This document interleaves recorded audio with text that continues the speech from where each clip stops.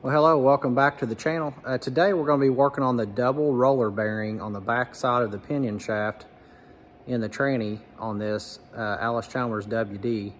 So if that's something that you're interested in seeing how to take it out and how to replace it, stick around, it's coming up. This double bearing assembly right here on the pinion shaft. So in order to do that, we've got a couple things that's got to be removed on the back here. We'll get this ring out of the way. There's a detent on this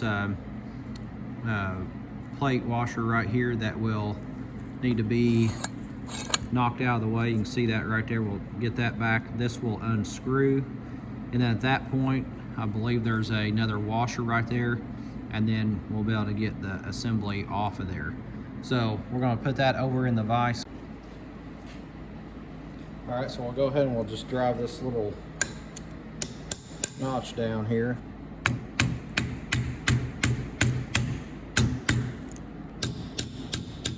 Get that down out of the way.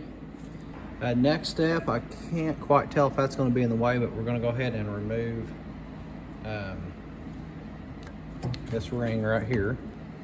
I'd like for these to work because they've got that lock on them. I just need enough pressure off just to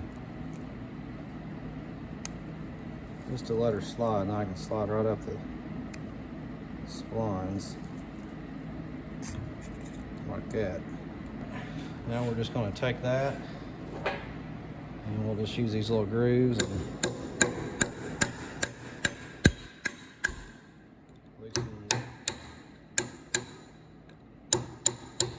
loosen the nut.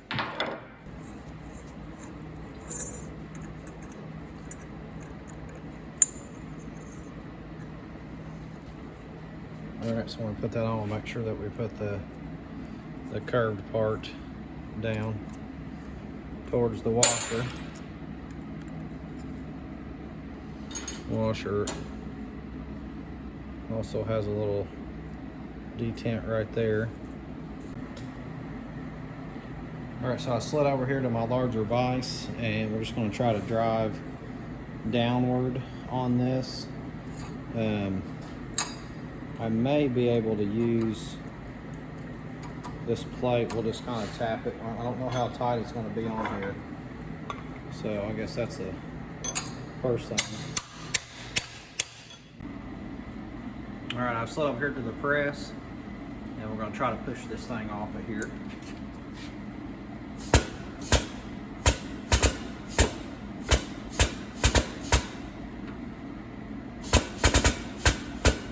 Looks like the bottom is opening up right there.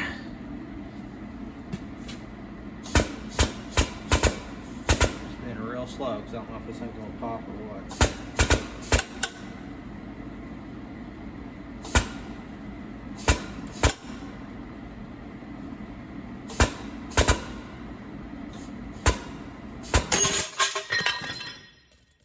So what it did is it just blew the outer case off of that thing, and it blew the bearings out. So the inner part is still in there, which is just awesome. That will be a bear to get out. Have to heat that thing up for sure. Then the lower bearing here, that will probably come out a lot easier because I can get into it from this direction.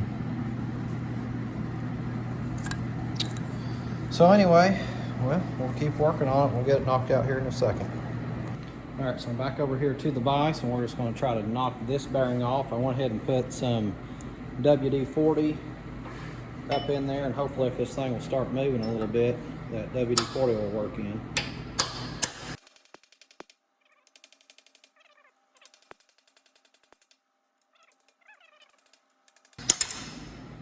Okay.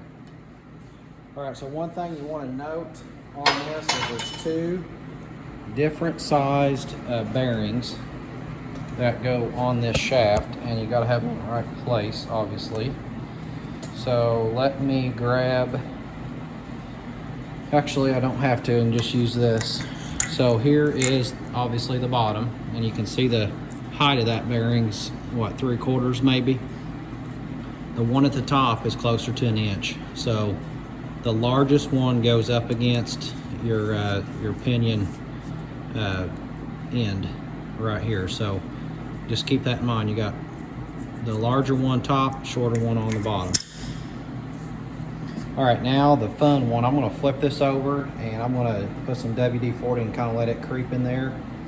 And then I probably gonna have to apply some heat because I just don't see how I can get into that with any kind of driver and get that collar off of there. So this one's gonna be a real pain.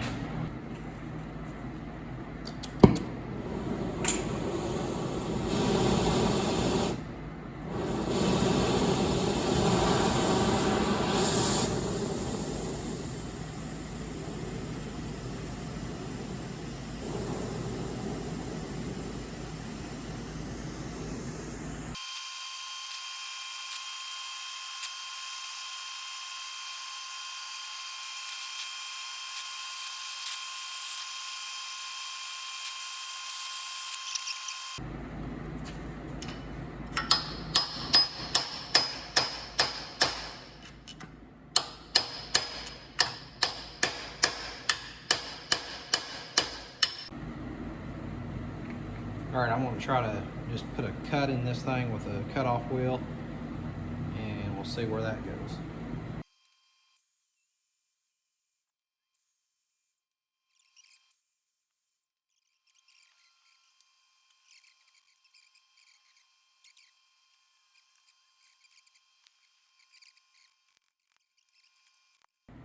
Okay, I guess at this point, back to the heat.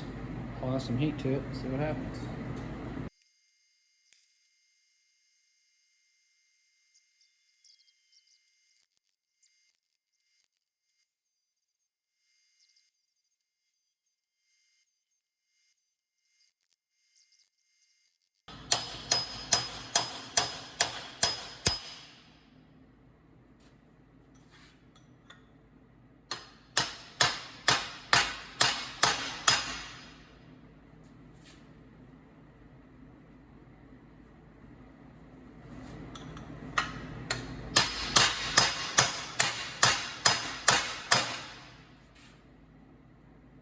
It is moving finally.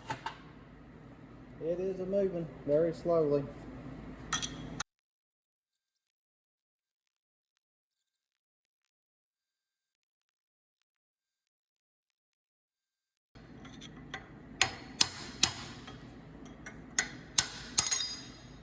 Ta-da! Finally. Man. That's probably one of the hardest bearings I've ever had to deal with. But we got her. And it's hot, so I'm gonna let all this stuff just sit there and cool down for a good while. There it is. Got just a little spot right there for my cutoff wheel, you can see where I was cutting into it. But I got it off of there finally. So anyway, we're gonna let that thing cool.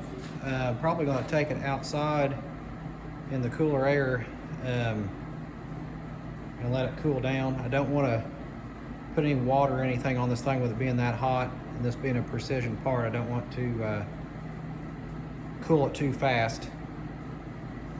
But anyway, once that's done, then we'll go and flip over to the installation. All right, so I got the pinion shaft cleaned up. I ran the wire brush over it, cleaned all the surfaces, and got that thing ready for reassembly. I've also made a driver for the bottom bearing and the top bearing. Just used a piece of, I think it's 2 3/16 inside diameter pipe. It actually used to be part of a PTO shield that I had just over in the scrap pile. So I've cut that.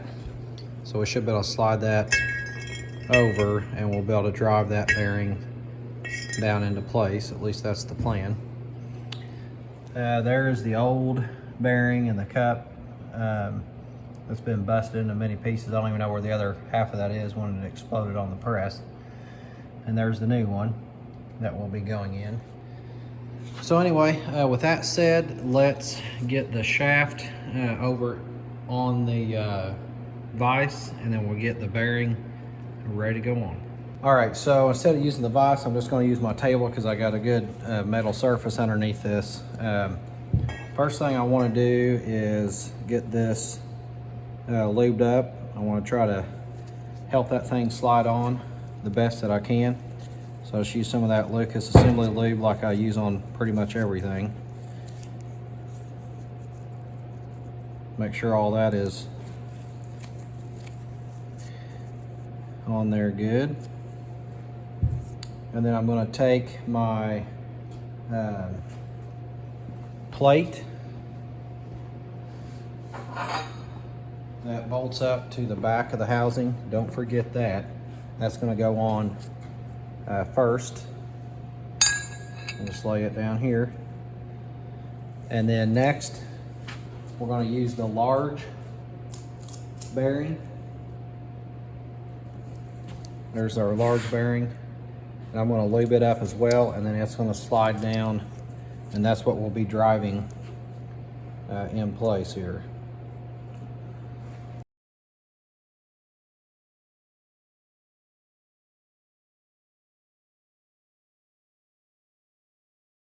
Just want to slide that down over. And then our second bearing, which is the smaller one in thickness, will slide down this direction. Luckily, it doesn't have near as far to go. So I'm going to lube it up as well. We'll slide it down like so. We'll get our driver back in place.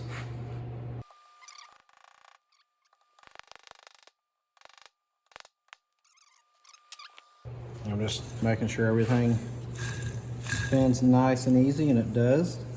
So we're going to put on number 8 in the book, which is our lock washer. We'll go on first. And if you remember, there's that groove and there's also this piece on the lock washer, so line those up. And it'll sit down in there like so. And then the lock washer, we're going to have the cone part facing down.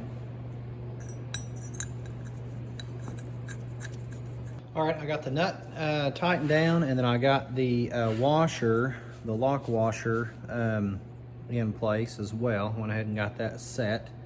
So now the last piece for this will be the snap ring.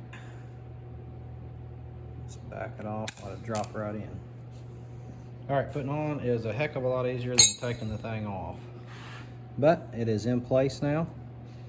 So at this point, we have put the new double assembly bearing on the back. It's that Timken bearing that they talk about in the book. And that little bearing right there is $283. So if you've got one of these to replace, not only is it expensive, but it is also a little tricky as far as just getting the thing off, as you saw. So anyway, hopefully this will be helpful if you're in the process of getting ready to do this bearing. Then you'll be able to see from this video what I had to go through. Hopefully yours is a little easier. But anyway, with that said, thanks for watching. Hit like, subscribe, share this video, and have a good day. Alright guys, I wanted to mention one other thing that I failed to do, and that was put on the plate.